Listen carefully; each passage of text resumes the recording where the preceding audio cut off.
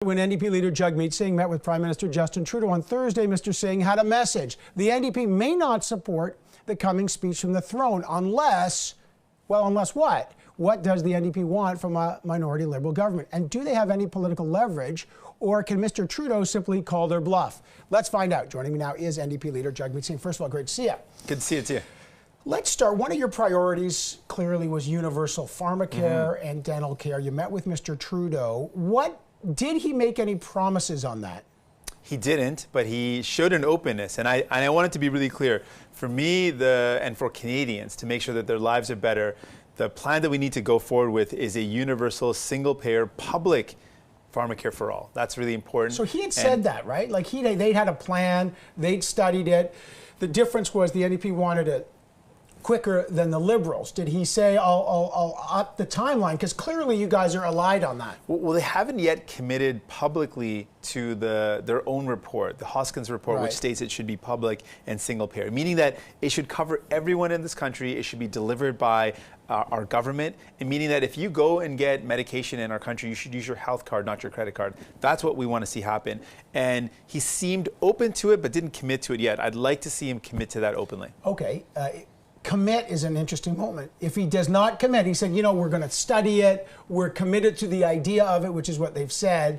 If he doesn't give you solid timeline and money, do you support? Is that an orange line? Do you say, no, I cannot support the speech of the throne? I appreciate that you said orange line. That's a good one. Okay. I got to start using that one. Well, I'm not going to make any decisions now. What I'm going to do is hear the throne speech and basically hear what he has to say. I want to be constructive, but I also want to be very firm. I'm here to deliver for Canadians and to fight for them. And that means not just a universal pharmacare. I want to see timelines. I want to see some real concrete commitments. I also want to see an openness to a national dental care. What people have told me that they want that, they need it. So openness, like openness is a great word, but I mean, this is a minority government. Will you support a Liberal government if they have no firm timelines on pharmacare, if they have no firm timelines on dental care, but they just give you some verbiage bath saying we're open to it, Mr. Singh, and here, bathe in that for a while? No, I want something concrete. I want something concrete. I'm here to fight for Canadians, and that means delivering something concrete for Canadians. Liberals are good at saying nice things, and I have no criticism of Mr. Trudeau when it comes to saying the right things. My criticism is that the Liberal government hasn't really done the right things. So give him something firm. I want him to make sure he delivers on something that's concrete, that'll improve people's lives. Or you don't vote for the speech from the throne? Well, I've made it clear that if I don't see that openness and that willingness to work, I'm prepared to vote against it. But I keep challenging. But it's more important for me, though, to find ways to work together. I'm not looking for an opportunity to tear things apart. I'm actually looking for opportunities where we can work constructively. Let me go on pipelines. They're committed to Trans Mountain Pipeline. They've said it countless times. They're dealing with a prairie alienation issue that is dramatic, and you've heard what Jason Kenney in Alberta and Premier Scott Moe in Saskatchewan have said. They want a guaranteed on the Trans Mountain Pipeline. They want them to rip up what they call the No Pipelines Bill, the new environmental assessments for natural resource projects. They want that done. He's got to placate those voices. Those are Canadians. But you're saying don't. What if he does that? Well, what I'm saying this is that people are feeling neglected and ignored by Ottawa. It's clear, and we see that in many provinces.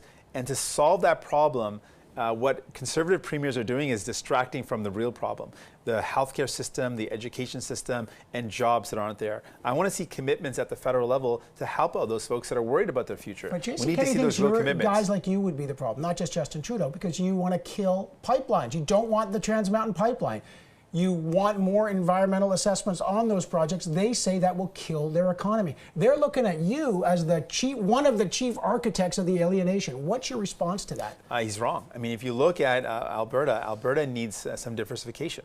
They need to be an economy that's not subject to the whims of one commodity that might go up and down in price and that could completely upturn their economy. If Saudi Arabia, for example, or any other oil-producing nation outputs cheap oil massively, they're going to flood the market and make it no longer profitable for their province. What they need to do is this. They need to be committed to job creation. They need to be committed to making sure they have a diverse economy that creates real opportunities that aren't subject to the global whims of a market that can go volatile up and down. But are you, let me call it, Fed-splaining how to handle their resources to the provinces? Because that's not going to go over very well. Oh, this guy in Ottawa is going to tell us how to manage our economy when we've got massive job losses and a price problem and we can't build pipelines. Now you're saying, by the way, go diversify.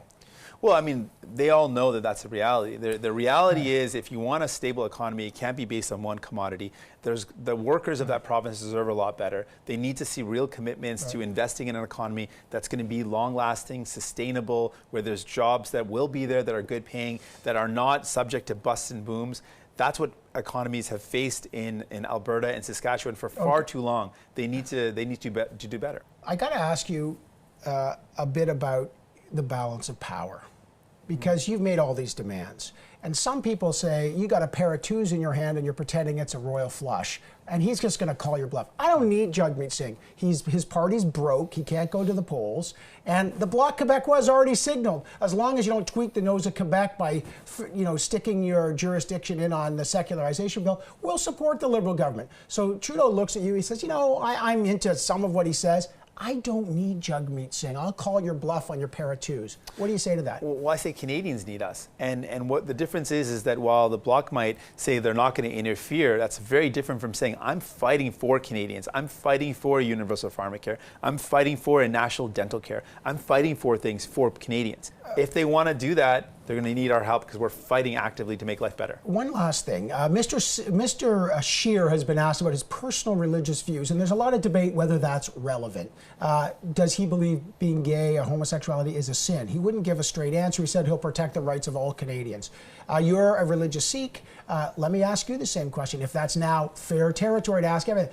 Do you, as a religious person, believe that being gay is a sin? Do you support same-sex marriage? Yes. I don't think it's a sin, and I support it all the way. And same on abortion choice? Absolutely, without any question. And so does that jibe? How do you balance that with your personal religious beliefs, or your religion's beliefs and your personal beliefs? They're completely in line. My beliefs spiritually are fully in line with the supporting same-sex marriage, supporting a woman's right to choose. I have no any sort of ambiguity with my personal spiritual beliefs. Is it fair to ask the personal? I'm asking you, because that's a new thing here in Canada. Is it fair to ask leaders, what's your personal belief, even though we have religious freedom to believe what we want? I think people should believe what they want. I think it gives people confidence. In my case, people can be very confident that both my spiritual, my personal, my beliefs as a leader are all in line with my values, which are to support a woman's right to choose, which is to support same-sex marriage, which is to fight for equality and fairness for Canadians. So people can have that confidence with me. All right. Mr. Singh, I appreciate it. Thanks so much. Thanks.